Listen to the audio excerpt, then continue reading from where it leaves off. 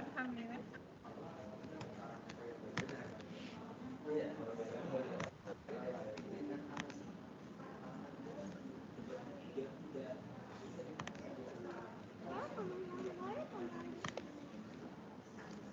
Udah terdengar ya Teh berarti?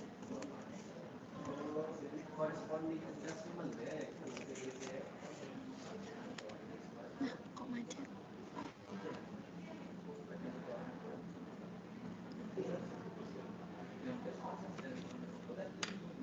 Ini apa sinyal saya atau memang yang Teh Karinnya lagi nge-freeze ya? Kayaknya nge-freeze tapi saya nyambung sih alhamdulillah. Suara Teh Karinnya kecil banget. Udah.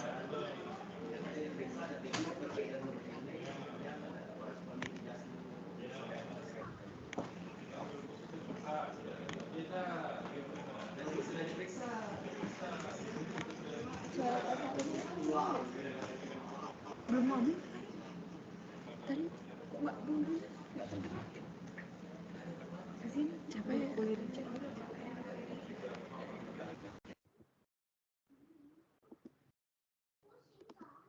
Izin Teh, suara Teh Karin agak kecil banget.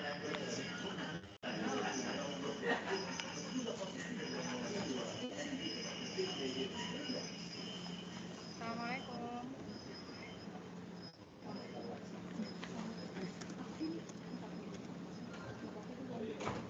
Mau Halo, cari assalamualaikum. minjem.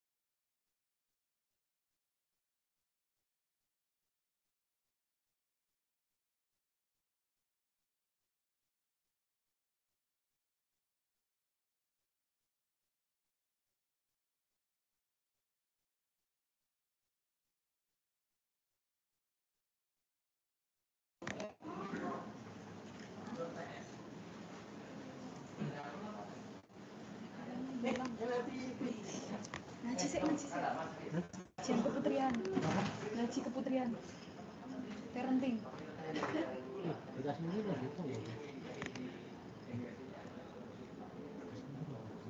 Izin Teh, apakah udah bisa kita mulai?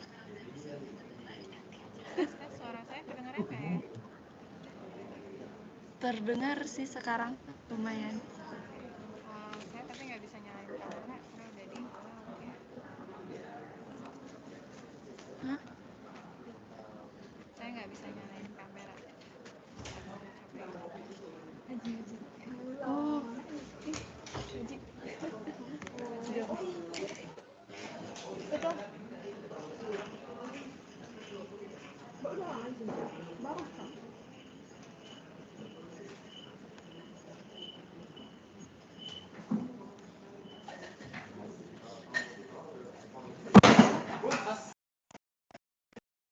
Karena ada pipi ya.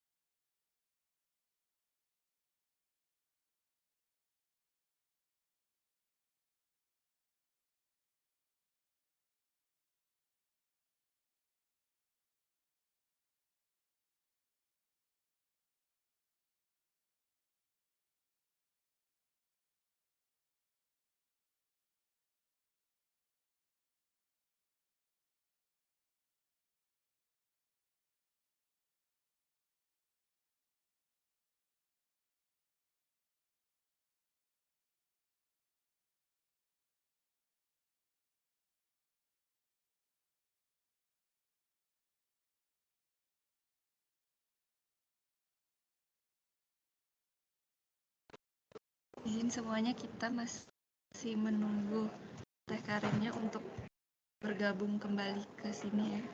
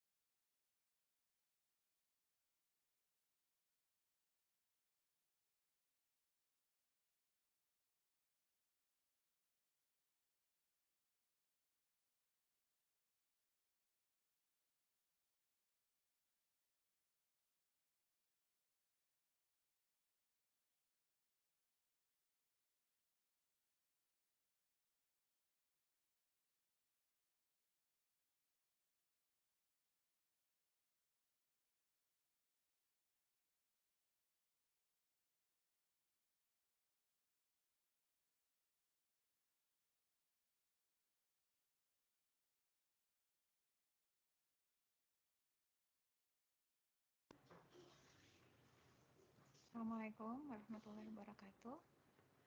Waalaikumsalam warahmatullahi wabarakatuh. Izin Teh masih nggak bisa ya Teh di hidupin kamera. Ini kalau lewat Zoom aja nggak bisa ya? Soalnya kayaknya device-nya nggak kuat. Ini udah coba pakai browser sih ya, settingan, cuman kayaknya bisa. Saya settingannya kayaknya oke semua.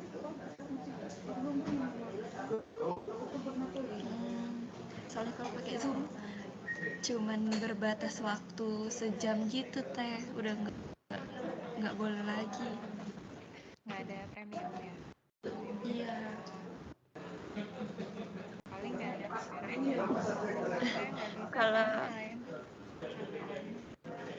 tadi suami Teteh terlihat sih dikit gambarnya sempet pas awal-awal. Iya, sampai sekarang juga settingannya masih sama aja ya. Cuman saya nggak tahu apakah terlalu berat atau gimana ya. Nggak bisa dinyalain. Kalau mau saya coba restart gitu, tapi nggak ada settingan yang saya ngerti.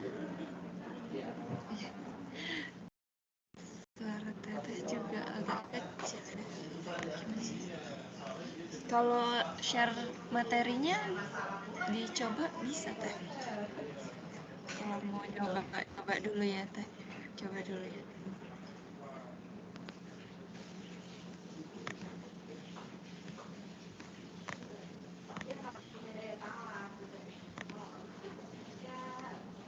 Bisa ya? Oh iya bisa. Chat. Oke Teh. Di kelas dulu Teh. Izin. Nanti saya buka aja, berarti nggak pakai gambar, nggak apa-apa kali ya. Oke. Izin Teh, saya buka ya. Semuanya. Assalamualaikum warahmatullahi wabarakatuh. Alhamdulillahirrabbilalamin. Segala puji bagi Allah yang telah memberikan kita nikmat sehat dan kesempatan, dan atas izin Allah lah kita dapat bertemu secara daring, mendapat ilmu dan materi mengenai tazkiyatun nafs pada hari ini. Salawat serta salam tak lupa kita junjungkan kepada Nabi Muhammad SAW. Baiklah, untuk yang pertama kita masuk ke materi Teh Karin dulu, tapi izinkan saya membaca CV dari Teh Karin.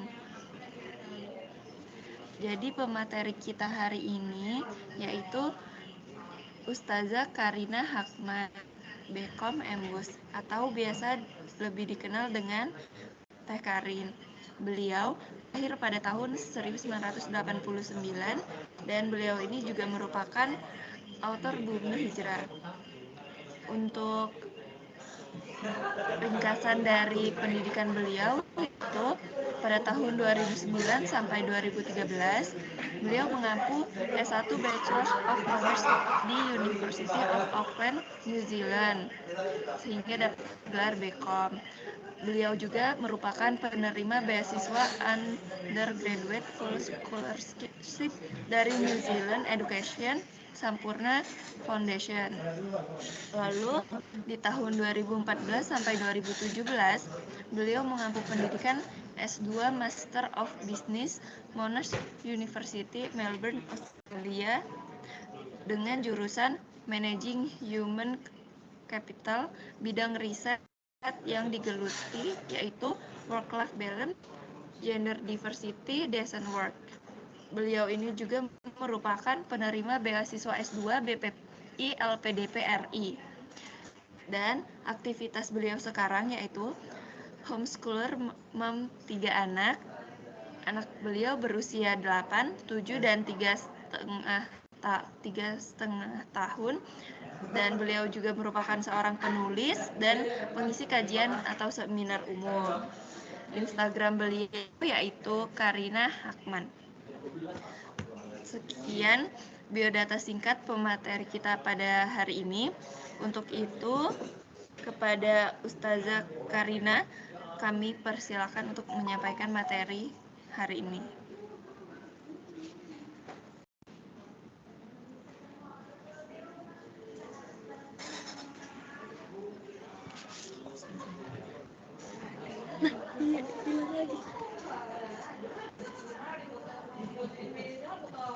Oh iya, Ustazah, mohon maaf, ternyata Ustazah hilang lagi ya.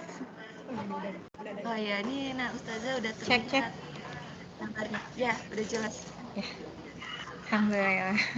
Suara saya jelas nggak? Iya, jelas Ustazah. Ya, boleh panggil Teh Karin aja. Oh iya, Teh. Insya Allah. Udah jelas sekarang, Teh.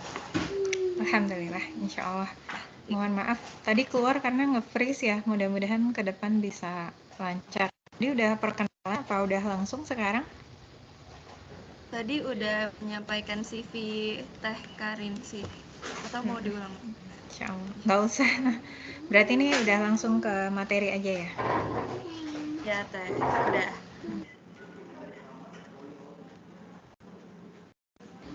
Ya, oke. Kalau gitu saya izin share screen ya, teman-teman semuanya. A'udzubillahi minasyaitonirrajim. Bismillahirrahmanirrahim. Innal hamdalillah nahmaduhu wa nasta'inuhu wa nastaghfiruh wa na'udzu billahi min syururi anfusina wa min sayyiati a'malina may yahdihillahu fala mudhillalah wa may yudlilhu fala hadiyalah. Asyhadu an la ilaha illallah wahdahu la syarikalah wa asyhadu anna Muhammadan abduhu wa rasuluh la nabiyya ba'dah. Assalamualaikum warahmatullahi wabarakatuh. Waalaikumsalam warahmatullahi wabarakatuh. Alhamdulillah. Alhamdulillahirabbil alamin. Segala puji bagi Allah Subhanahu wa taala yang sudah mengizinkan kita berkumpul ya di siang hari ini. Saya nggak tahu nih penampakannya gimana ya, karena belum pengalaman nih pakai Microsoft Teams ya. Udah terlihat, Teh. Sudah terlihat jelas yang di-share. Kalau sekarang Dan berarti Tata, full screen ya? enggak, Tata Udah. juga masih terlihat. Oh, oke. Siap, insya Allah. Ya, alhamdulillah. Insya Allah sebetulnya materi ini panjang sekali ya, karena kalau berbicara dengan tentang tazkiyatun nafs, ini kita berbicara tentang suatu tema yang menyeluruh gitu. Makanya di sini saya disclaimer ya, mungkin kalau dipecah-pecah bisa jadi 8 bagian ya, dengan bagian 1 itu sebagai pengantar gitu, insya Allah. Jadi kita samakan dulu frekuensinya, dan mungkin nitip panitia ya untuk ngecek sepertinya masih banyak suara entah dari peserta dari mana gitu ya yang mikrofonnya terbuka. Mau minta tolong di mute dulu ya, karena suaranya saya jelas banget, suara kantor. Bismillah.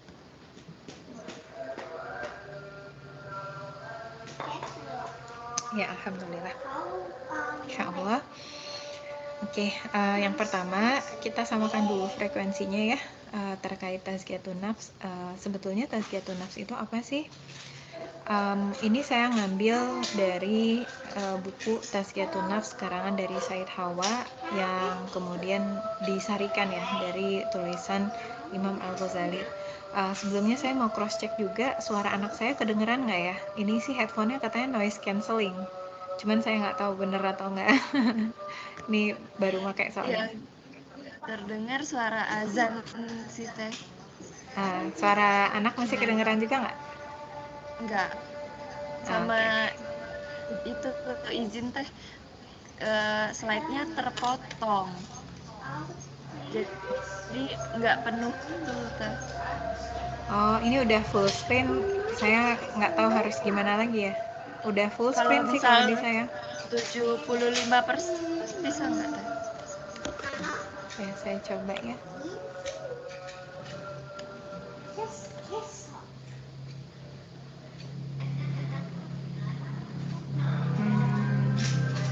Kalau gini lebih jelas nggak malahan? Nggak, jadinya ini read mode ya. Ya, segini nggak apa-apa sih Teh, jadi nggak kepotong yang kalau tadi kepotongnya lumayan. Oke, insya Allah. Berarti ini nggak di full screen ya? Enggak. Ada view yang lebih bagus nggak? Kalau read mode gimana? Nah, gini aja kali ya? Oh ya, iya Teh, gini. Ya, ya, insya Allah. Ntar saya kasih tahu anak saya dulu.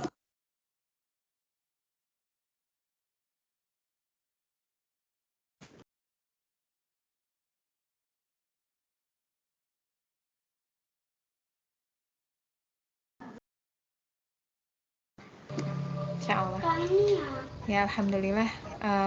Mudah-mudahan terlihat dengan jelas, insya Allah ya. Tadi saya baru sampai kepada definisi ya. Jadi ini adalah sebuah definisi yang diambil dari buku Tazkiyatun Nafs yang ditulis oleh Said Hawa, dan ini salah satu buku rujukan ya yang seringkali dipakai di mana-mana oleh para asatis dan asatizah. Jadi penyucian jiwa atau penyucian diri ya, tazkiyatun nafs itu apa sih sebetulnya maksudnya? Nah, di sini disampaikan bahwa tazkiyatun nafs itu adalah penyucian diri atau penyucian jiwa kita dari segala syirik dengan segala cabangnya. Jadi kalau syirik dengan segala cabang itu banyak ya. Jadi kayak ria itu cabang dari syirik sebetulnya, turunannya begitu ya. Lalu kemudian usaha mewujudkannya, mewujud nyatakan tahakkuk atau ketauhidan gitu ya dengan segala cabangnya. Jadi berbagai usaha kita mengilahkan Allah Subhanahu wa taala itu termasuk ke dalam tazkiyatun nafs. Lalu kemudian berakhlak ya, beretika, takhalluk dengan segala asma Allah. Asma Allah yang kita ketahui 99 asma Allah, disertai dengan pengabdian yang penuh kepada Allah dan tidak mengklaim apapun yang menjadi otoritas Allah, di mana semua itu dilakukan dengan cara yang diajarkan Rasulullah SAW. Nah, jadi memang subhanallah ya, yang namanya tazkiyatun nafs itu ternyata bukan hanya sekedar misalnya penyucian jiwa dari syirik saja gitu ya, tidak gitu, atau penyucian jiwa dari penyakit-penyakit hati kayak dengki dan sebagainya, bukan hanya itu saja, tapi ada banyak gitu ya, dari mulai bagaimana penyakit hati kepada Allah Subhanahu wa taala. Contohnya seperti tadi syirik itu kan penyakit hati kepada Allah, tapi ada juga penyakit hati kepada Allah Subhanahu wa taala yang jarang disadari, kayak misalnya suudzon ya. Suudzon itu ya, Umi sama Cici nanti dulu sebentar sayang. Ini karena suami Jumatan jadi anak nggak ada yang jagain. Duduk sini kalau mau ngedengerin Umi. Kalau nggak tungguin Cici sini. Ya, sini mau duduk dulu sama Umi sini. Sebentar ya. Nih masih belum bisa dikondisikan.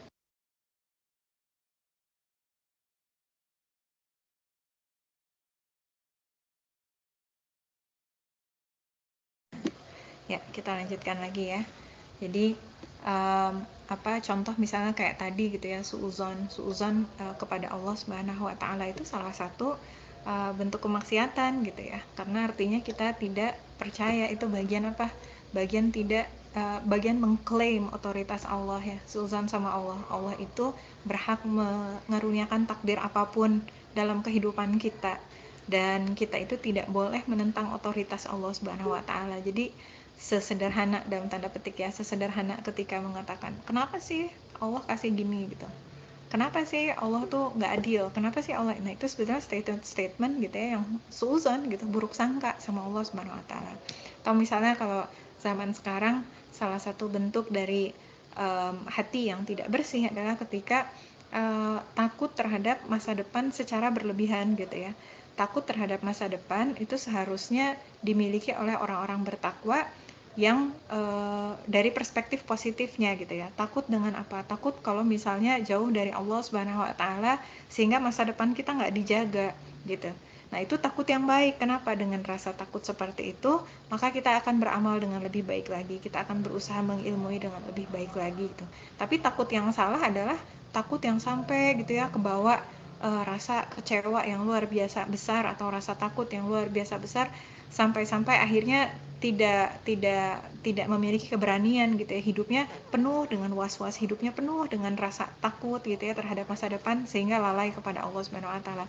Nah, itu juga salah satu bentuk hal yang mengotori hati gitu. Atau boleh juga tadi ya, bertakhaluk dengan semua asma Allah begitu. Jadi termasuk juga berarti apa? Berakhlak dengan asma Allah Subhanahu wa taala. Allah Subhanahu wa taala itu Maha Pengasih, Maha Penyayang ya. Berarti kita pun belajar bagaimana sebagai seorang mukmin, sebagai seorang muslim, kita berkasih sayang. Lalu bagaimana kita kemudian tidak menyimpan penyakit-penyakit hati kepada orang lain. Kalau tadi kepada Allah, sekarang kepada orang lain. Kayak misalnya marah, dendam, ujub ya, lalu kemudian dengki, hasad, suuzon kepada orang. Jadi luas sekali gitu ya pembahasan berkenaan tentang tazkiyatun nafs ini begitu. Nah, selanjutnya adalah ini saya karena pakai mode berbeda tidak familiar. Oke. Pembersihan diri apa saja nih kalau mau disederhanakan ya, insya Allah. Pembersihan dirinya dari apa saja. Jadi yang pertama, ini karena kita pertemuan pertama ya, saya dikasih tahu sama suami nanti insya Allah akan ada 3 pertemuan. Jadi pertemuan pertama ini kita lebih ke pengantar atau keseluruhan framework, secara keseluruhannya seperti apa biar kebayang gitu ya alurnya. Jadi yang pertama, pembersihan diri. Kita ini ingin membersihkan diri dari apa saja. Ini ada yang pertama, kekafiran, kemunafikan, kefasikan, kemaksiatan, dan bid'ah.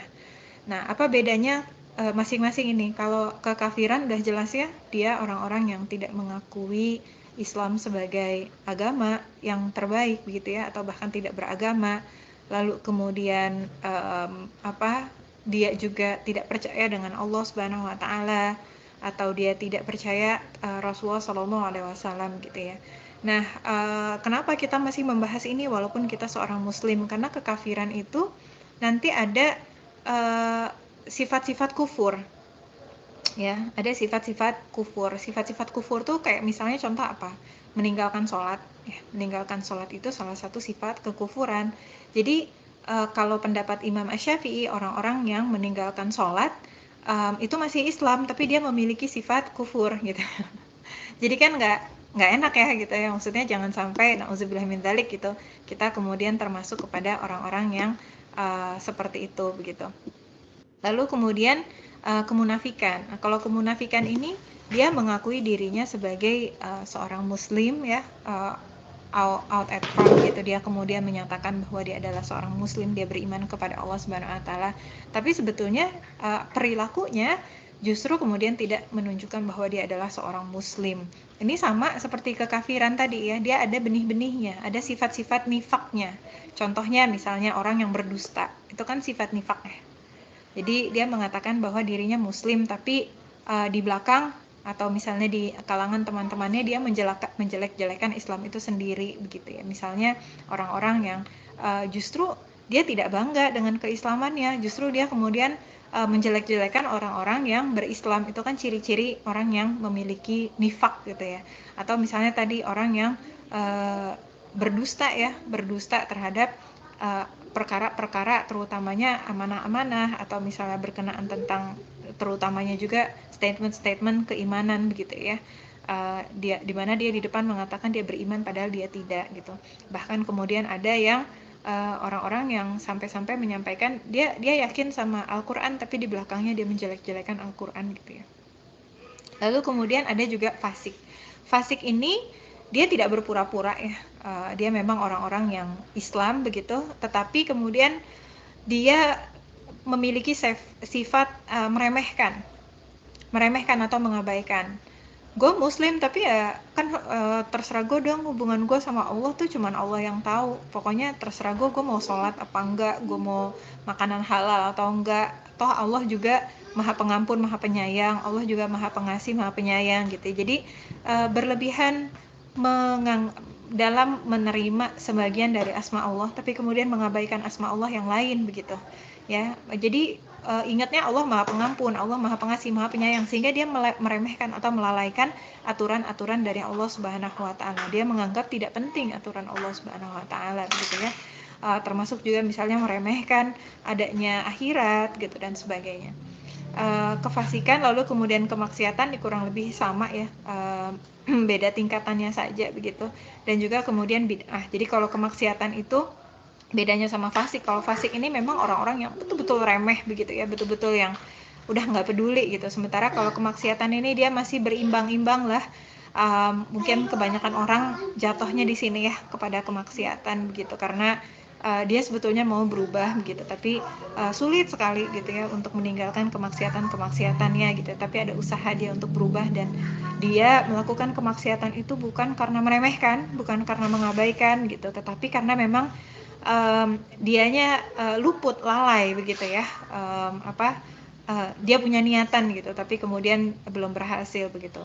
Nah kalau bid'ah ini kebalikannya dari yang fasik gitu ya. Jadi atas dasar katanya taat kepada Allah Subhanahu wa taala lalu dia membuat-buat ibadah-ibadah yang baru begitu, ibadah-ibadah yang tidak seharusnya gitu ya. Seperti misalnya mewajibkan adanya puasa mutih gitu, kalau ada yang pernah dengar gitu ya, di daerah-daerah perkampungan itu masih banyak ya puasa mutih. Jadi yakni puasa untuk menghapuskan dosa yang hanya untuk minum air putih saja gitu. Itu kan nggak ada ya di dalam Islam seperti itu.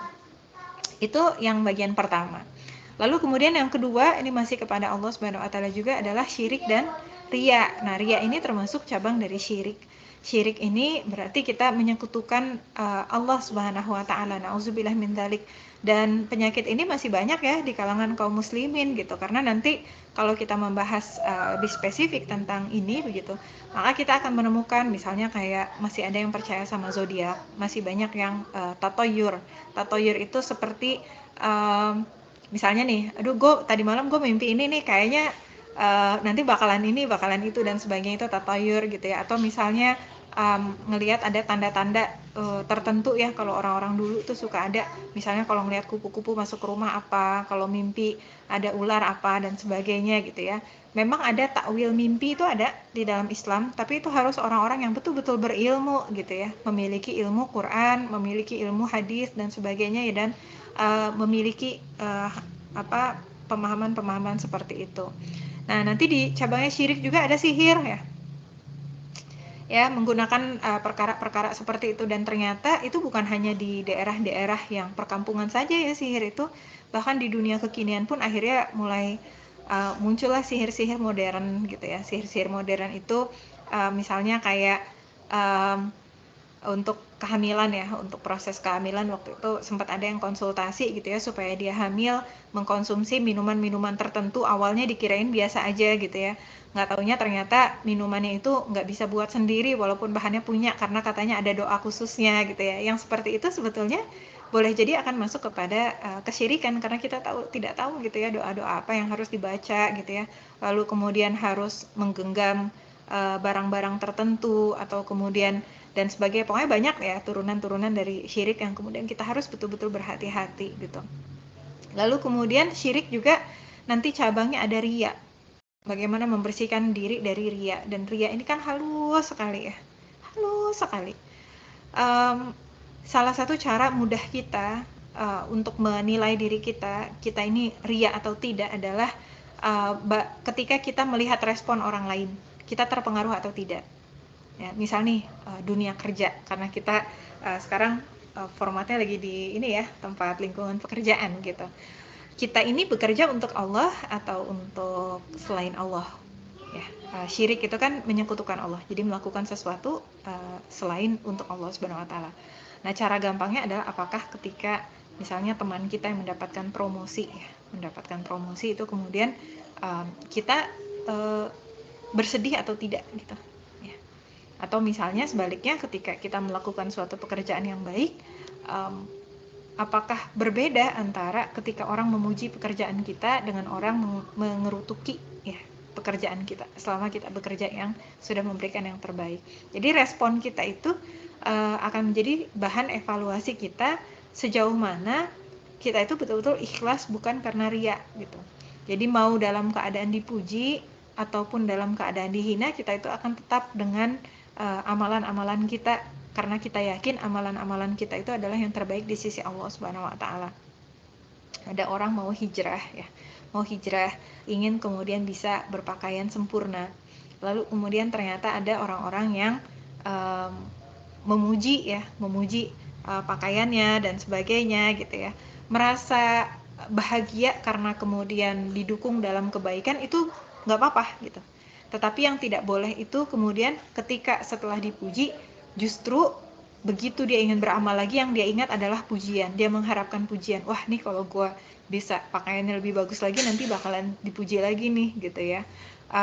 Termasuk juga sebaliknya gitu. Ketika ingin berpakaian syar'i, tapi kemudian ada orang yang memandang rendah, kita merasa sedih. Boleh sedih dalam artian, kok saya berubah menjadi lebih baik, malah orang jadi ini ya, nggak suka sama saya gitu ya, kita merasa diperlakukan tidak adil, itu nggak masalah. Tetapi yang tidak boleh adalah kemudian itu mengubah kita gitu, aduh, daripada nanti gue pakai baju kayak gini, ntar gue jadi nggak ditemenin sama orang dan sebagainya gitu, mendingan gue ganti dikit deh supaya nanti bisa nggak dihina sama orang lain. Itu juga bisa menjadi bagian dari ria. Jadi ria itu bukan hanya sekedar kita melakukan sesuatu gitu, tapi bahkan tidak melakukan sesuatu juga karena orang lain, itu termasuk ria.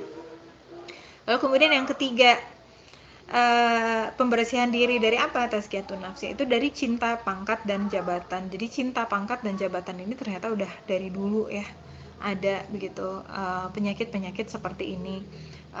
Dan di dalam Islam kita diajarkan betul-betul ya bahwa yang namanya jabatan itu adalah amanah, dan itu bukanlah sesuatu yang dikejar. Yang namanya pangkat atau kedudukan ya, itu semuanya bukanlah standar kedudukan kita di sisi Allah Subhanahu Wa Taala, melainkan itu hanyalah semacam pembagian penugasan saja. Makanya di dalam Islam juga ada pembagian tugas laki-laki dan perempuan di dalam rumah tangga. Laki-laki sebagai qawam, sebagai pemimpin gitu ya, lalu kemudian perempuan sebagai istri dan ibu gitu.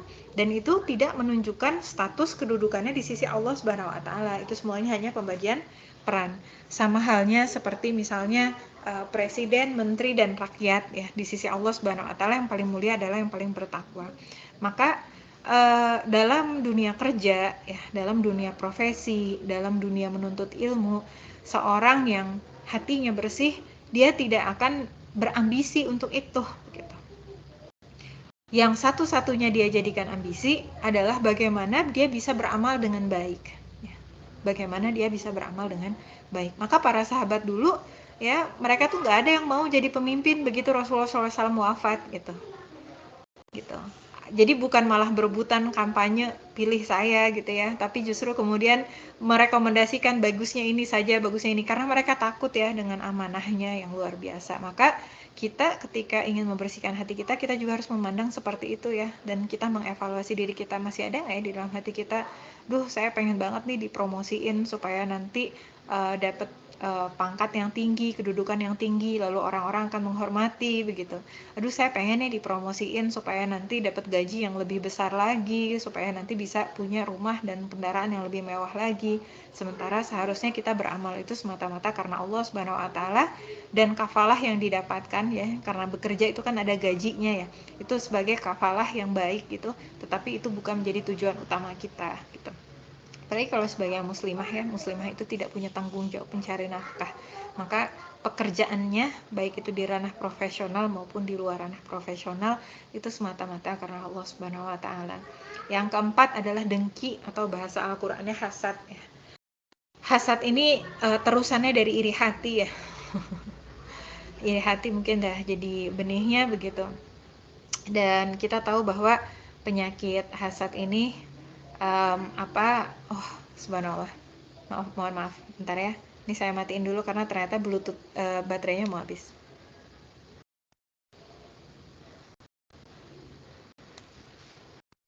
Cek suara saya masih jelas? Jelas.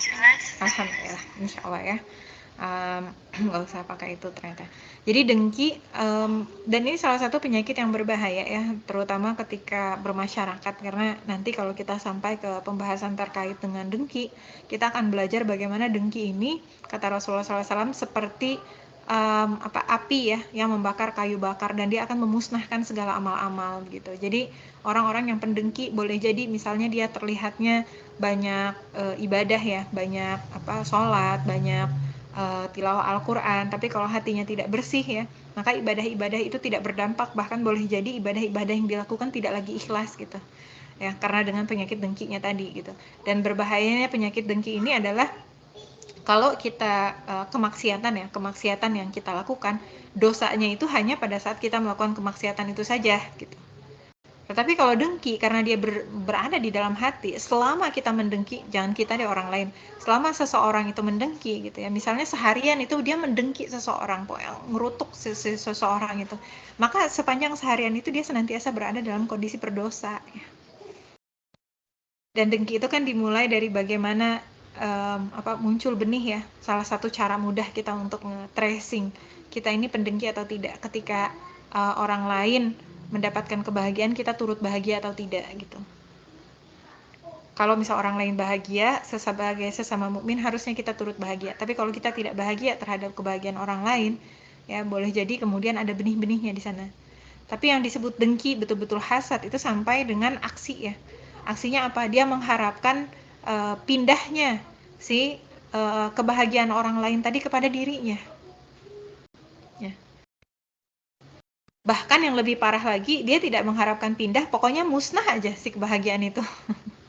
Ya, itu na'udzubillah min dzalik. Artinya dia menyadari bahwa kalaulah si orang tersebut tidak mendapatkan kebahagiaan tersebut, itu tidak akan berdampak kepada dia gitu. Hanya saja karena dia nggak suka, dia dengki, maka dia mengharapkan si kebahagiaan itu lenyap. Contoh misalnya gini, ada orang ya, ini di dunia kerja, kemudian mendapatkan promosi, dan dia nggak suka dengan promosi itu, sehingga dia kemudian berusaha sedemikian rupa supaya kemudian orang tersebut tidak jadi dipromosi atau bahkan didemosi, padahal dia tahu betul orang itu dipromosikan atau didemosikan itu tidak berpengaruh kepada kedudukan dia ya.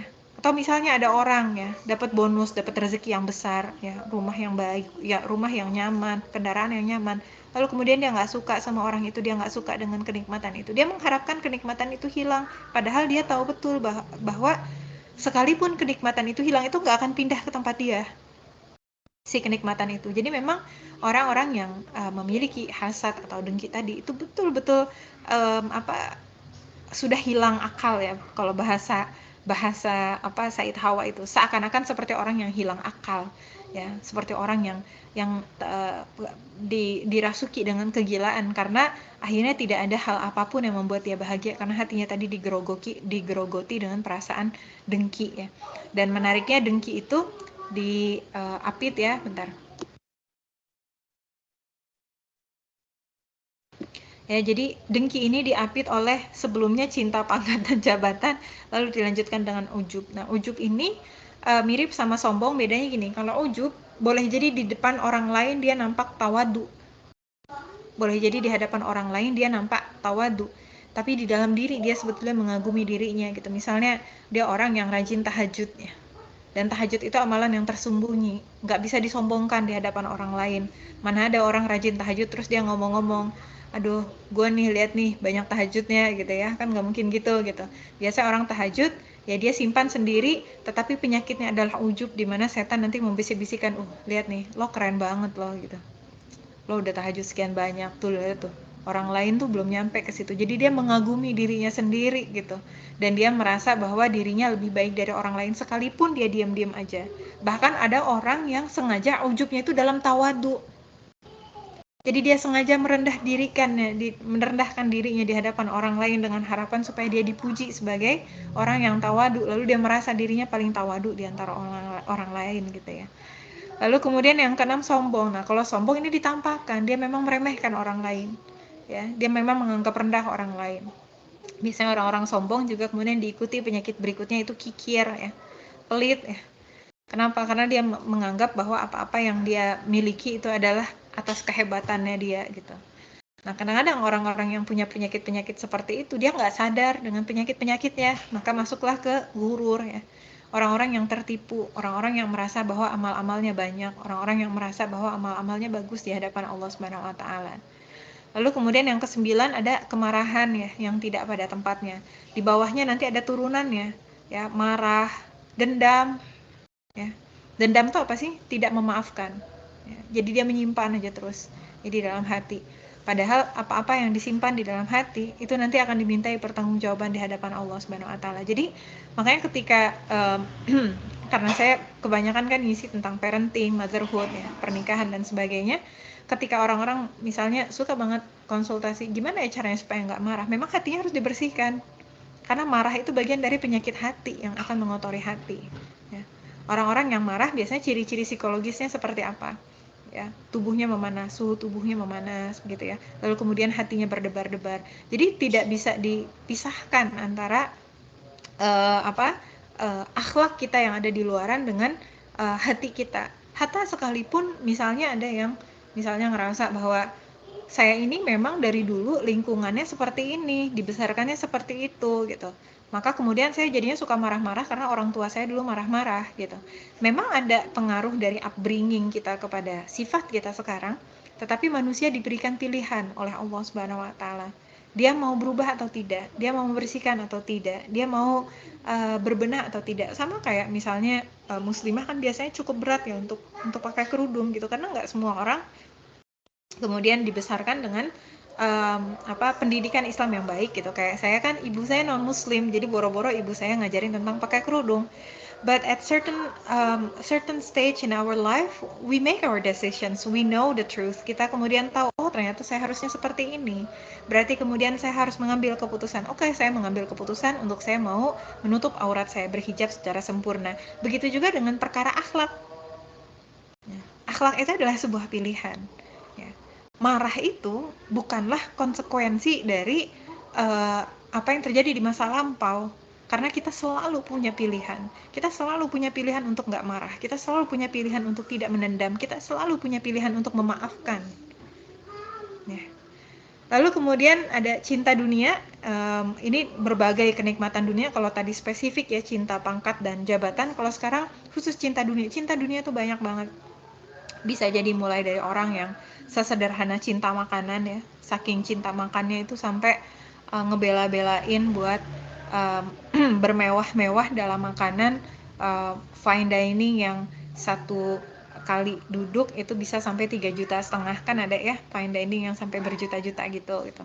Nah seperti itu sudah masuk kategorisasi cinta dunia. Kebayangnya 3,5 juta itu hampir UMR kalau di beberapa daerah, yang bisa menghidupi satu keluarga selama 1 bulan gitu. Karena Allah Subhanahu wa taala sampaikan ya, kulu washrobu wala tusrifu, makan minum jangan berlebih-lebihan. Nah cinta dunia ini biasanya diawali dengan mengikuti hawa nafsu nih, yang ke-11. Jadi memang keseluruhannya ini saling berkaitan satu sama lain gitu ya, cinta dunia. Boleh jadi ada orang cinta dunianya dengan dengan pakaian, berlebihan dalam pakaian ya. Pakaian kayak satu lemari itu nggak cukup gitu, saking banyaknya sampai bingung gitu hari ini mau pakai baju apa ya. Bukan karena nggak ada bajunya, tapi karena saking banyaknya gitu ya, pakaiannya kebanyakan gitu, sehingga akhirnya mau Allah Subhanahu wa taala karuniakan rezeki seperti apapun, dia tidak akan pernah bersyukur ya.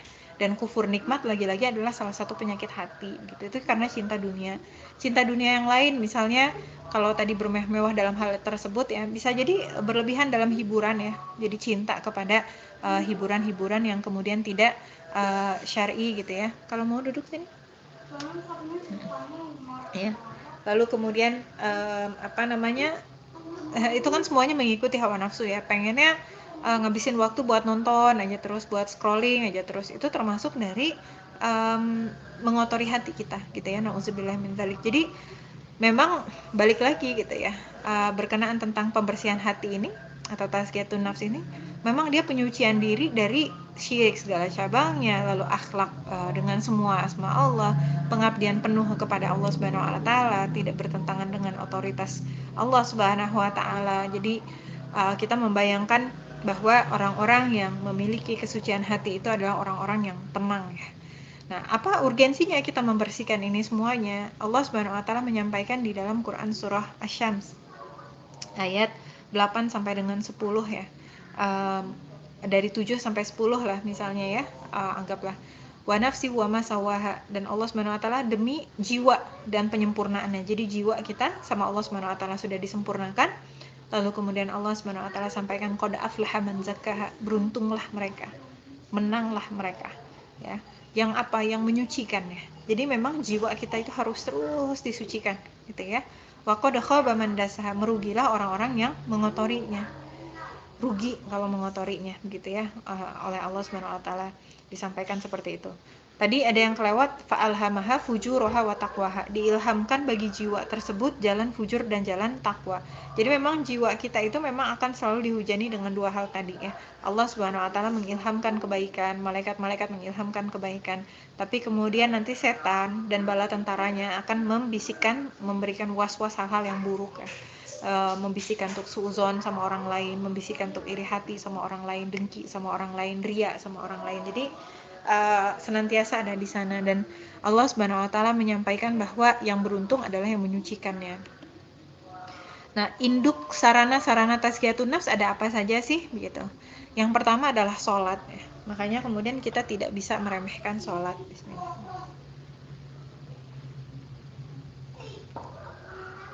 Jadi kalau bicara tentang keseluruhan ini ada 11 tadi. Apa salah satu cara kita menyucikan diri? Yang pertama adalah sholat. Sholat itu tiang agama, sholat itu adalah amalan-amalan yang wajib dan dia menghapuskan dosa. Jadi sholat itu juga memiliki sifat, kata Allah Subhanahu wa taala, inna sholata tanha 'anil fahsya'i wal munkar. Sholat itu menjauhkan kita dari perbuatan keji dan mungkar. Jadi kalau orang dia memperbaiki sholatnya, lalu dia kemudian menambahkan dengan amalan-amalan sunnah, dan dia bisa sholat dengan khusyuk, maka insya Allah mudah-mudahan semua ini tidak terjadi kepada dirinya gitu. Kenapa? Karena hatinya senantiasa berada dalam ketauhidan. Ini kan bagian dari sini tadi ya.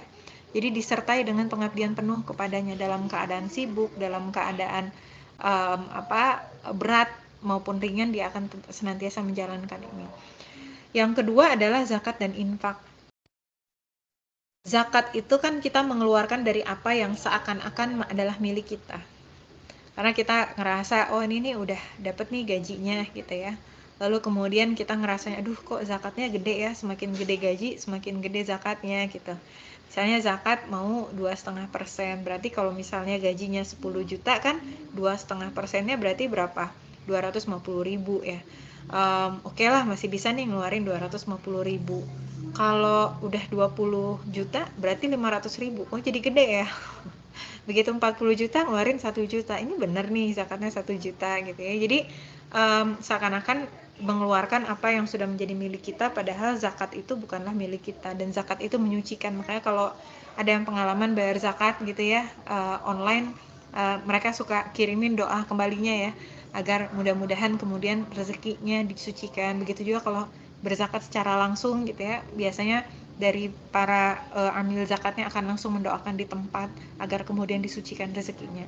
Dan jangan kita rasa bahwa harta-harta yang berkumul ya di dalam seseorang ketika dia tidak membayar zakat, hartanya itu akan banyak, tidak. Hartanya tidak akan barokah. Bahkan kadang-kadang sampai kalau ada permasalahan keluarga yang pelik yang kemudian misalnya dikonsultasikan ke saya, ini udah dicoba, itu udah dicoba tapi nggak bisa-bisa juga, biasanya saya minta untuk introspeksi bab harta. Ya, khawatirnya kemudian ada harta yang tidak barokah, entah itu sisa-sisa riba, harta-harta syubhat, atau dia tidak menunaikan zakatnya sehingga jadi hartanya kotor. Kebayang ya, anaknya, istrinya, atau suaminya, atau orang tuanya kemudian memakan harta yang kotor, dan itu akhirnya menjadi harta yang tidak barokah. Dan harta yang tidak barokah itu kemudian akhirnya mengotori juga urusan-urusan yang lain gitu. Kemudian yang ketiga adalah puasa. Insya Allah bentar lagi bulan Ramadan ya.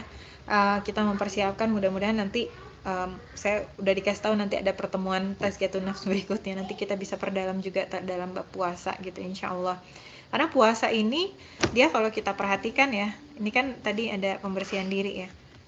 Nah ini kan mengikuti hawa nafsu, cinta dunia, marah. Nah puasa yang baik maka dia harus menekan hawa nafsunya. Puasa yang baik dia akan menekan kecintaannya kepada dunia. Puasa yang baik dia tidak akan marah-marah. Puasa yang baik apalagi ini ya, dia akan banyak mengingati Allah dan dia akan jauh dari dengki, ujub, sombong, kikir dan sebagainya. Basically puasa itu adalah menekan hawa nafsu kita. Bahkan kalau nanti sampai ke dalam bahasan ini ya, poin 11 ini, pintu masuk setan ke dalam jiwa, kita akan ketemu bahwa salah satu jalan masuknya setan ke dalam jiwa seseorang itu lewat makanan. Makanan yang seperti apa? Makanan yang berlebihan. Itu bukan kata saya, itu kata para ulama yang mereka sudah mengkaji sekian banyak ayat, sekian banyak hadis, dan mereka kemudian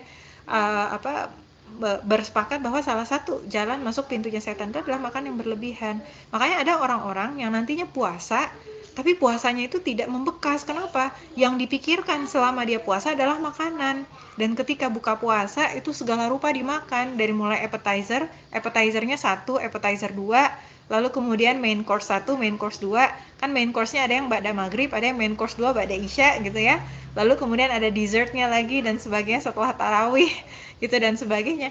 Akhirnya apa? Itu jadi jalan masuknya setan. Itu seperti orang yang dia sudah, kalau bahasanya Said Hawa ya, orang yang sudah bikin benteng tinggi-tinggi lalu kemudian diruntuhkan lagi ketika buka puasa gitu. Karena esensi dari kita berpuasa adalah menekan hawa nafsu kita, maka bahkan pada saat puasa sekalipun buka puasa itu secukupnya. Kita kalau perhatikan ya bagaimana Rasulullah SAW buka puasa, itu sangat-sangat sederhana gitu ya. Oh iya, ada yang bilang, oh enggak, Rasulullah SAW berbuka dengan ini daging kambing. Iya, daging kambing ya daging kambing gitu ya, nggak ditopak lagi sama yang misalnya main course-nya daging kambing, nanti dessertnya lagi ada es apa gitu ya. Beliau sesuai dengan kebutuhan beliau begitu ya. Jadi kalau kita berpuasa dengan baik, itu akan sangat-sangat menekan hawa nafsu kita, itu akan menjauhkan kita dari penyakit-penyakit yang lain begitu. Yang keempat adalah haji ya. Haji itu perjuangan yang luar biasa. Haji itu adalah ibadah yang melibatkan bukan hanya ruhiyah saja gitu ya, tetapi juga kemudian fisik. Ya, fisik. Jadi ibadah fisik, kalau puasa itu kan fisik kerasa banget. Haji itu juga fisik juga ada, tapi juga kemudian ibadah Ibadah harta. Kalau tadi ada zakat dan infak, ya haji juga ibadah harta. Kenapa? Ongkosnya gede. Ya ada orang misalnya udah segimana gitu kayaknya belum juga haji-haji. Iya nih belum bisa mikirin haji soalnya masih ada kebutuhan ini, kebutuhan itu. Kebutuhan mah nggak akan ada habis-habisnya gitu. Ya. Jadi makanya haji itu adalah perjuangan baik itu jiwa, raga maupun harta gitu. Kemudian Al-Qur'an. Nanti banyak turunannya ya. Khususnya adalah tilawah Al-Qur'an, karena Al-Qur'an itu dia punya by default sifatnya sendiri itu memang menyucikan. Seiring dengan kita membaca Al-Qur'an, dia akan menggerogoti dosa-dosa kita. Allah Subhanahu wa taala akan mengaruniakan pahala. Karena manusia itu hanya punya satu rongga hati ya, kalau diisi dengan kebaikan maka keburukannya akan pergi gitu. Nah, kemudian ada tidak cukup hanya dengan tilawah, tapi kemudian ada zikrullah juga. Zikrullah ini adalah salah satu amalan yang indah sekali dari Allah Subhanahu wa taala, karena zikrullah ini murah dalam artian kita nggak harus bayar ya. Kalau kita mau zakat, kita mau infak, itu kan kita harus ngeluarin, dalam artian kita membayarkan sesuatu. Kalau zikrullah ini nggak usah bayar. Zikrullah juga kemudian tidak menghabiskan waktu, karena dia bisa dilakukan kapanpun. Beda sama tilawah Al-Qur'an, kita harus duduk gitu ya, harus membuka, harus mengalokasikan waktu. Beda sama ngafalin Al-Qur'an, kita harus mengalokasikan waktu. Zikrullah bisa kapanpun. Lalu zikrullah juga tidak melelahkan. Kalau puasa itu melelahkan. Karena energi kita terkuras tapi kemudian asupannya berkurang begitu ya. Sholat tahajud itu melelahkan karena kita harus bangun di akhir malam begitu ya dan sebagainya. Zikrullah tidak. Jadi sebetulnya seharusnya tidak ada alasan bagi kita untuk tidak melazimkan atau tidak membiasakan zikrullah dalam kehidupan kita begitu. Ya, lalu kemudian yang ketujuh, tafakur. Tafakur itu apa? Kita berpikir, merenungkan, mengambil pelajaran, mengambil hikmah dari apa-apa yang terjadi, baik itu sunatullah yang terjadi di alam sekeliling kita maupun kemudian yang terjadi pada diri kita sendiri. Ya, sunatullah yang terjadi di alam itu misalnya kita ngerasa aduh kenapa ya kemudian terjadi banjir bandang nih di Bandung kemarin ada banjir bandang. Oh subhanallah ya di Jepang kemarin baru terjadi tsunami bisa seperti ini bisa seperti itu. Oh subhanallah ya tahun ini diprediksi nanti akan ada solar wind yang badai matahari itu dan sebagainya. Itu semuanya fenomena-fenomena alam yang kemudian kita jadikan pembelajaran. Oh apa ya hikmah dibanding ini? Bahkan kemudian tidak ada fenomena alam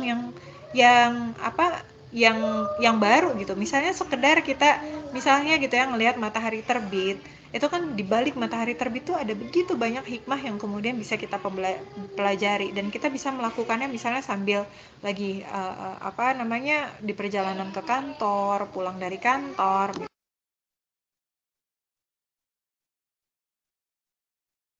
Ya, perjalanan pulang pergi kantor atau misalnya pada saat hujan turun atau misalnya sekedar ngelihat daun yang jatuh atau sekedar ngelihat bunga yang dia bermekaran dan sebagainya itu proses tafakur yang akan menyucikan juga. Lalu kemudian ada zikrul maut ya. Jadi sebetulnya ketika ada orang-orang yang meninggal, kenapa sih kita berpahala ketika kita sholat? Mensolati orang yang sudah meninggal. Kenapa sih berpahala ketika kita turut mengantarkan jenazahnya ke tempat kuburnya? Kenapa sih berpahala ketika kita mendoakan mereka? Karena memang salah satu ibrahnya adalah mengingatkan kita dengan kematian. Penyakit-penyakit yang tadi ya, yang ada di sini nih, penyakit-penyakit hati tadi. Kalaulah kemudian kita ingat bahwa kita itu akan wafat, emang apa penting kita dengki sama orang? Apa pentingnya kita sombong sama orang? Apa pentingnya kita suuzon sama orang? Apa pentingnya kita memendam marah dan dendam kepada seseorang ketika kita ingat dengan hari akhirat gitu? Kan biasanya kan orang suka nanya, gimana caranya supaya bisa nahan marah? Ya ingat sama mati gitu. Kalau kita ingat dengan kematian, kita ingat dengan kedudukan di surga, emang mau kemudian hanya untuk split second kita ngomel-ngomel dan meluapkan segala hawa nafsu amarah kita hanya untuk menurunkan kedudukan kita di sisi Allah. Setiap kali marah itu kan menurunkan kedudukan. Ya. Dan setiap kali kita mampu menahan amarah kita mampu memaafkan orang lain, kita mampu membuang rasa dendam dan itu meninggikan kedudukan kita di sisi Allah Subhanahu wa taala. Maka zikrul maut itu harus dibawa kemana-mana gitu ya. Mudah-mudahan sampai kepada pembahasan itu dan sayangnya kadang-kadang orang nggak percaya ya, orang tuh pengennya tuh yang ngejelimet gitu. Ditanyain, Teteh gimana caranya kalau misalnya lagi mau marah supaya bisa nahan marah?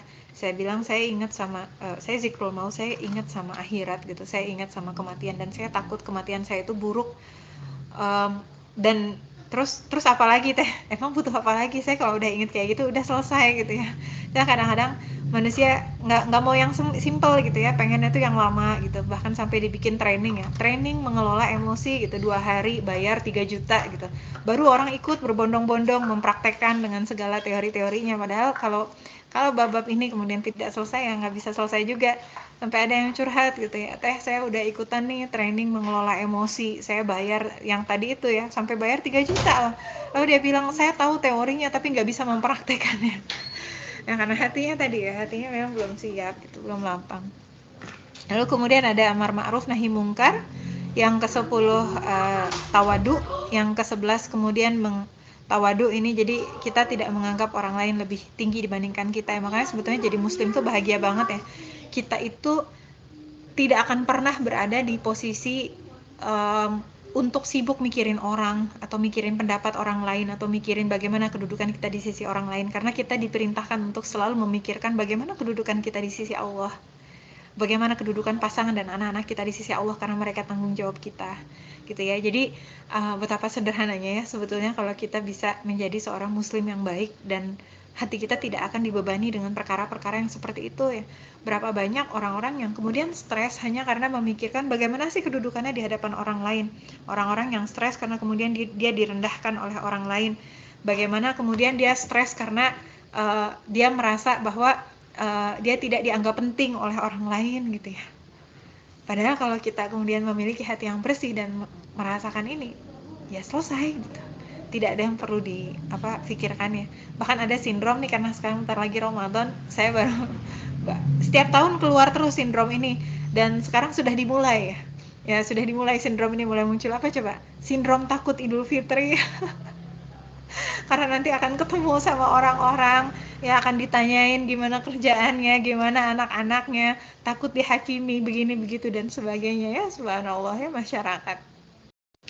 Lalu kemudian ke-11 dan ke-12 nih mengilmui pintu masuk setan tadi ya, dan mengilmui penyakit-penyakit hati dan pengobatnya gitu.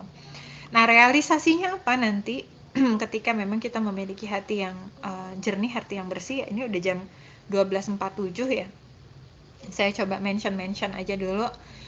Jadi yang pertama, kita akan memiliki tauhid dan ubudiyah yang murni begitu. Betul-betul murni kepada Allah Subhanahu wa taala. Jadi tauhid dan ubudiyah yang murni ini juga nanti akan melahirkan keikhlasan.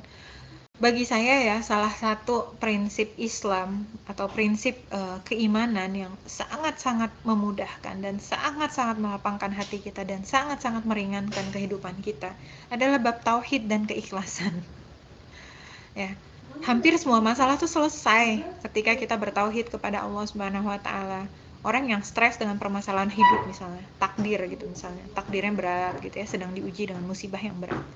Ketika kembali kepada prinsip ubudiyah, lalu kemudian kembali kepada turunan dari ubudiyah itu adalah wama umiru illa liya'budullaha mukhlishina lahuddin hunafa. Padahal yang diminta oleh Allah Subhanahu wa taala itu hanyalah beribadah, taat, tunduk, patuh kepada Allah Subhanahu wa taala di jalan yang lurus. Artinya, yang harus kita pikirkan tuh bukan kapan ujiannya pergi, tapi bagaimana kita meresponnya. Ya. Yang kita pikirkan itu bukan kapan ujiannya selesai, tapi bagaimana kita menjalani ujian itu dengan baik gitu ya. Bukan tentang hasil ya. Bukan tentang hasil, kapan sih saya bisa mendapatkan hasil ini, kapan sih saya bisa mendapatkan hasil itu. Tetapi tentang bagaimana kita apa sih usaha yang bisa kita lakukan ya untuk bisa menjalankan itu semua. Jadi kita nggak fokus kepada hasilnya gitu, tapi fokus kepada bagaimana ketaatan kita kepada Allah Subhanahu wa taala. Sehingga ketika memiliki cita-cita ya, kan banyak orang stres mikirin cita-citanya nggak tercapai.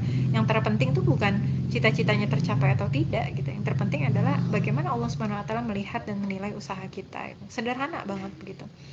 Lalu bagaimana jujur ya, jujur bersama Allah Subhanahu wa taala. Jujur dalam keimanan kita. Kalau kita mengatakan kita beriman, maka kita mengejawantahkannya di dalam amal-amal kita. Bagaimana kita zuhud. Jadi ini persis berlawanan dengan apa yang disampaikan di depan tadi, yang kalau di sini ada sombong, ujub, cinta dunia, di sini kemudian wujud tazkiyatun nafsnya adalah zuhud. Lalu kemudian 5, tawakal. Tawakal itu kita menyerahkan segala urusan kita kepada Allah Subhanahu wa taala. Dan ini penyakit banget ya di generasi kita sekarang. Banyak orang-orang yang lebih tawakal kepada usahanya, orang-orang yang tawakal kepada pekerjaannya, orang-orang yang tawakal kepada orang tuanya ya. Ciri-cirinya seperti apa? Misalnya oh ya gue kayak gini soalnya nggak akan mungkin lah gue bisa gini gitu soalnya orang tua gue nggak ada privilege gitu. Atau nggak akan mungkin lah gue gini gitu soalnya gue kan punya kekurangan ini, kekurangan itu dan sebagainya gitu ya. Padahal kalau kita tawakal kepada Allah Subhanahu wa taala, Allah yang nantinya akan mengurusi segala urusan-urusan kita ya. Yang awalnya cinta kepada dunia, nantinya akan cinta kepada Allah ya. Lalu dia akan memiliki rasa khauf dan roja, rasa takut dan harap kepada Allah yang berimbang. Jadi jadi dia punya certain level of insecurity. Jadi kita tidak menghindari insecure sama sekali gitu ya. Kita ada insecure kepada diri kita, tapi juga kita punya rasa harap yang besar kepada Allah Subhanahu wa taala. Jadi enggak juga kita kemudian di satu sisi ngerasa paling the best, kita ngerasa sempurna, itu mah nanti jadi ujub kan gitu ya. Tetapi tidak juga kita di dalam keputusasaan. Jadi kita berimbang antara khauf dan roja gitu. Yang akhirnya akan melahirkan apa? Takwa dan waro. Ya, takwa itu jadi kita senantiasa berhati-hati dalam mengambil sesuatu, dan ketika kita tidak yakin kita warok, mendingan kita menghindar aja deh gitu ya dari apa yang tadi kita khawatirkan itu akan masuk ke dalam syubhat. Maka buahnya nanti kita merasa syukur, sabar, dan kita merasa selalu diawasi oleh Allah Subhanahu wa taala, dibersamai oleh Allah Subhanahu wa taala, disaksikan oleh Allah Subhanahu wa taala, dan kita pun akan senantiasa dalam keadaan taubat. Akhirnya nanti ini akan lahir dalam bentuk etika, akhlak kita. Kita akan beretika dengan asma-asma Allah, dan kita juga akan mampu meneladani teladan-teladan dari Rasulullah Sallallahu Alaihi Wasallam.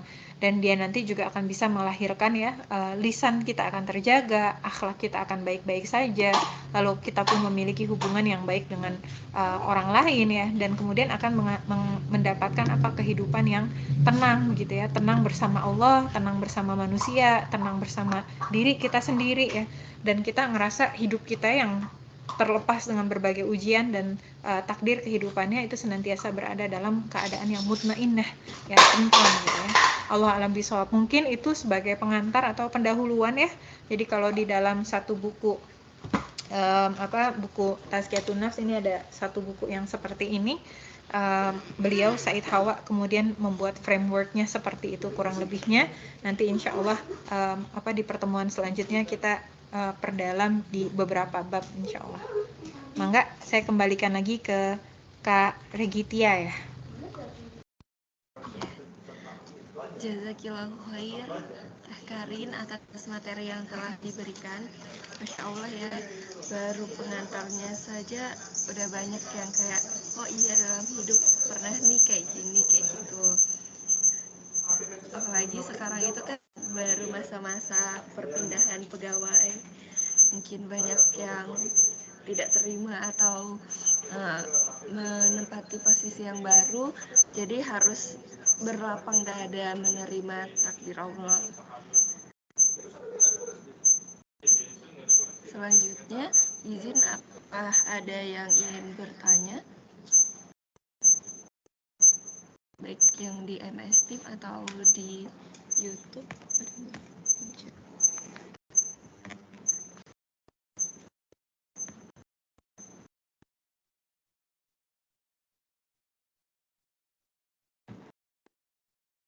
Oke, mengingat waktunya kan tadi sebenarnya cuma sampai 12.45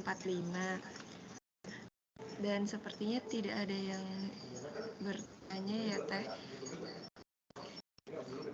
Izin bertanya, ada yang bertanya ini.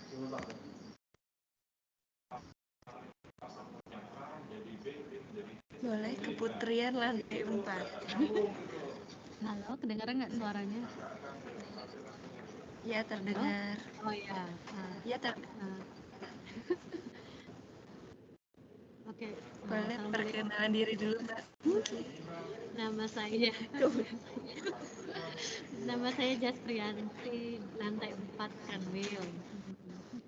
Mau nanya Ustazah, gimana caranya? Tadi saya tertarik masalah tafakur. Bagaimana cara kita mengimplementasikan tafakur itu di dalam keseharian hidup kita? Misalnya saya pernah dengar salah satu amalan yang baik itu adalah kita melakukan tafakur gitu. Misalnya bagaimana contohnya kalau kita melakukan pada waktu malam habis sholat, itu gimana cara mengeksplor tafakur itu gimana sih? Kita kan cuma tahu artinya, tetapi implementasinya itu di dalam ibadah kita gimana? Itu saja.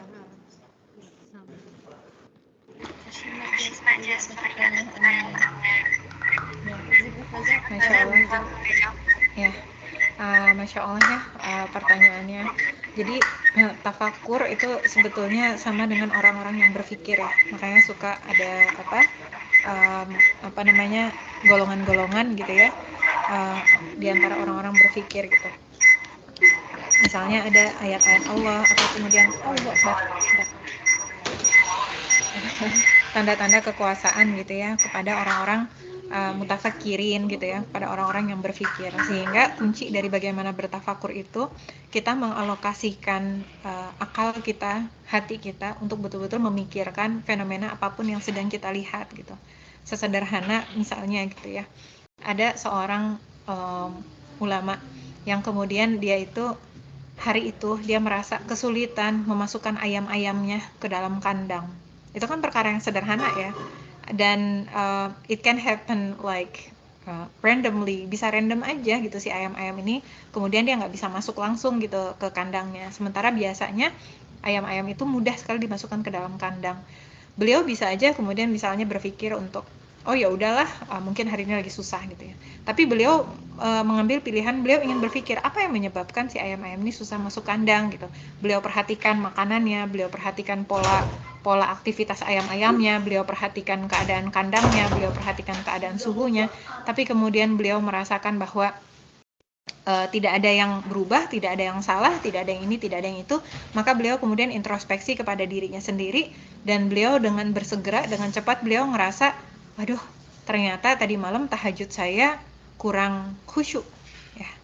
Beliau teringat bahwa tahajud beliau itu kurang khusyuk, dan beliau ngerasa bahwa, oh ternyata gara-gara itu kemudian ayam-ayamnya jadi sulit dimasukkan gitu ya. Itu kan dari muhasabah beliau ya. Jadi beliau berpikir terhadap apa yang terjadi sama ayam-ayamnya gitu. Itu salah satu contoh tafakur kepada proses diri kita sendiri, muhasabah diri kita sendiri. Kita bisa juga bertafakur terhadap apa yang terjadi di luaran sana.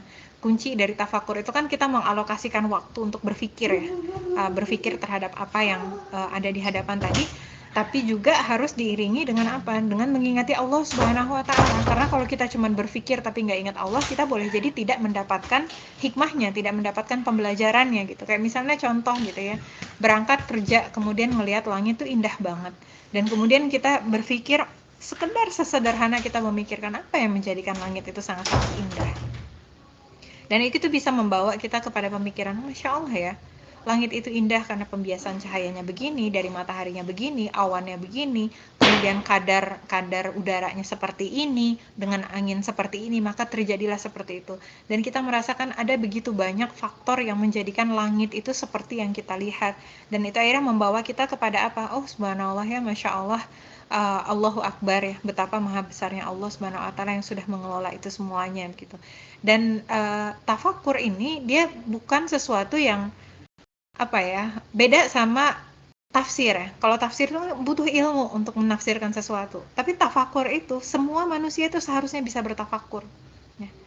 Makanya ayat Al-Qur'annya seandainya manusia itu ingin berpikir, ya, mudah, sehingga ketika kita membiasakan untuk mengalokasikan waktu sejenak ya, lalu kemudian membawa asma-asma Allah di sana, mengingati Allah Subhanahu wa taala di sana, insya Allah kita bisa mengimplementasikan itu dalam kehidupan keseharian kita, baik itu dalam bab takdir kehidupan, baik itu dalam bab muhasabah diri kita sendiri maupun kepada fenomena-fenomena yang ada di luaran sana. Allah alam bisawab. Mungkin itu sederhananya kali ya, Regit ya. Siap, Ustaz. Terima kasih atas jawabannya. Jika tidak ada yang ingin bertanya lagi, maka kegiatan ini saya tutup. Izin meresum sedikit. Semoga dengan adanya materi ini dan nantinya juga akan diberikan materi lebih detailnya lagi, kita dapat menjadi manusia yang berakhlakul karimah sesuai syariat Allah Subhanahu wa taala. Baiklah, kita tutup kegiatan ini dengan berdoa kafaratul majelis bersama terlebih dahulu. Doa dimulai.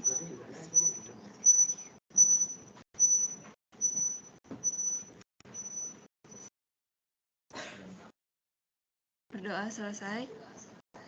Saya selaku MC mohon maaf apabila ada kata dan perbuatan yang salah. Terima kasih banyak kepada Teh Karina Hakman atas materinya hari ini, sangat berkena di hati dan pikiran. Wassalamualaikum warahmatullahi wabarakatuh. Waalaikumsalam warahmatullahi wabarakatuh. Mohon maaf lahir dan batin semuanya ya. Saya izin pamit. Assalamualaikum. Waalaikumsalam warahmatullahi wabarakatuh.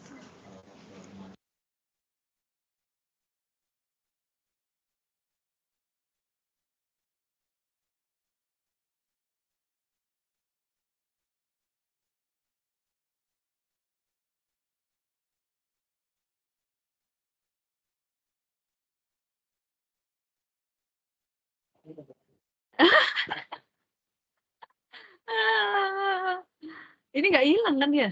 Lift coba.